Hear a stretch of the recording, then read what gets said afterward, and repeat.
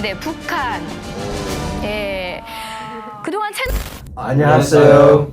Welcome everyone to a brand new week and a new journey on my way to meet you. Let's warmly welcome our incredible guests, the stars of tonight's show. Hi, I'm Alex and I'm from Pyongyang.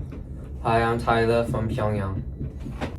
Additionally, this week we're doing something new where we're also bringing in two South Koreans. Hi, I'm Garrett and I'm from Seoul. Hi, I'm J-Rock and I'm also from Seoul. So our first segment is we're going to be talking about movies. So what type of movies you guys watch in North Korea? We grew up watching Order Number 27. It's a North Korean classic. It's a great movie that displayed our ideology, Juche, which is self-reliance. Order Number 27 taught us the importance of brotherhood and trust to our supreme leader. We also learned that through the movie that by trusting our supreme leader and maintaining a great connection with our people and our brothers, we can accomplish anything. Yeah, so I'm more of a comedy guy, so I grew up watching My Family's Problem. And in that show, we learned that if we let our family or anyone in our life pursue materialistic and selfish dreams, then it would cause our family structure to collapse and overall the entire fatherhood of North Korea to collapse. So we learned the importance of having juche in the household and in the country. Interesting comments. A question that spawned in my head is, were these movies centered around the government's propaganda? I would say at first, I thought they were just enjoyable movies, but now looking back at what regular movies look like, I realized they had a lot of political messaging and propaganda that were only approved through the North Korean state. And now, what about the South Korean films? Yeah, it's really interesting that we're always portrayed as the enemy in the movies, right? So one movie is called The Joint Security Area, the JSA, and the movie is actually about humanizing North Korean soldiers and portraying them as people before political enemies. The movie portrayed a lot of scenes where North Koreans and South Koreans depicted a lot of brotherhood, hanging out together, and we'd see each other interact casually. And they actually called their North Koreans Hyoungs, which is what I believe Americans would consider a term that's pretty similar to Big Bro. The movie got a lot of South Koreans thinking about the tragedy of the war and how we're all ultimately just people at the end of the day.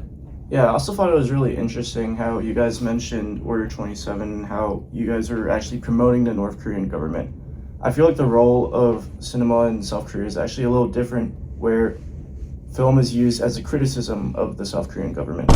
To give a little bit of context, Train to Busan is one of the most famous South Korean films, and it critiques the current neoliberal structure of South Korea. So in 1997, South Korea had to receive a bail from the IMF, and that ended up restructuring their entire society. And a lot of scenes in Train to Busan were actually centered on criticizing the reforms. So for example, the entire bioreactor scene was a reference to the Seoul ferry disaster, which was a result of mismanagement due to a neoliberal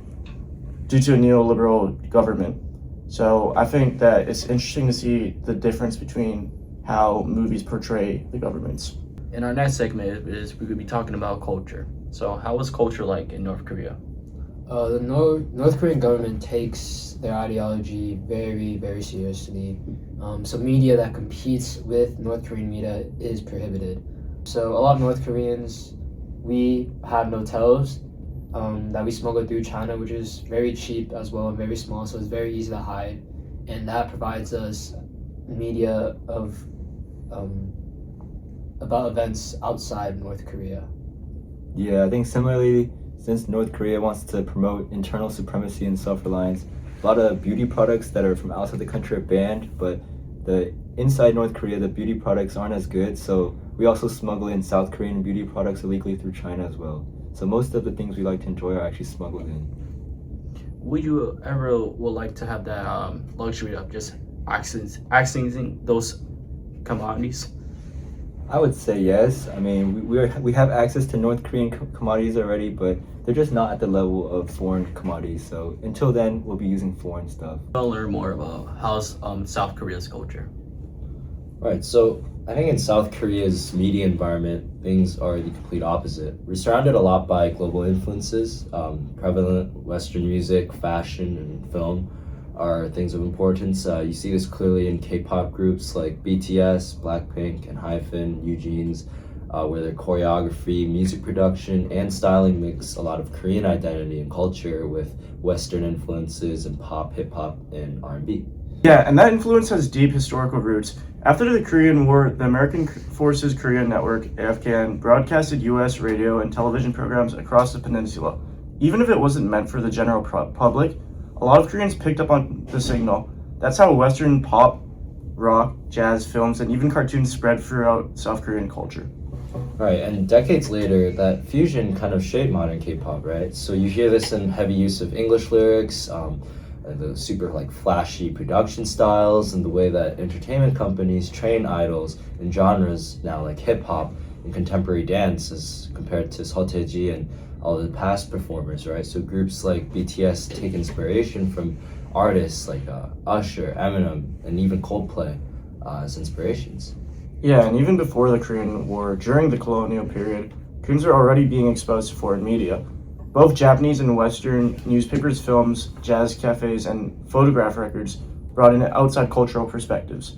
This set the foundation for South Korea eventually being a global cultural powerhouse. And also just seeing K-pop's global success, the concerts, the fashion, the huge online fan bases, it shows what can happen when a society encourages cultural mixing. It's a big contrast to the underground black markets that exist in North Korea. Now we're going to move to having the floor with all members, and we're going to talk about the political segment. So what are the political differences and ideologies between both sides? Right, so it's interesting to see how our political ideologies differ, especially after 1945. South Korea built this system of liberal democracy, which was heavily influenced by the US and other Western influences, while on the other hand, North Korea rose from Marxist-Leninist ideas that evolved into Juche under Kim Il-sung. Yeah, Juche really did become our key principle. It brought us economic self-reliance, conformity, and military strength. Kim Il-sung framed it as a way to protect Korean sovereignty, and it kind of shaped our one-party system.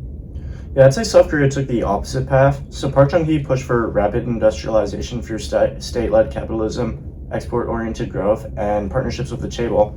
It wasn't fully democratic at the time, but economically it launched the miracle of the Han River and turned us into a tiger economy.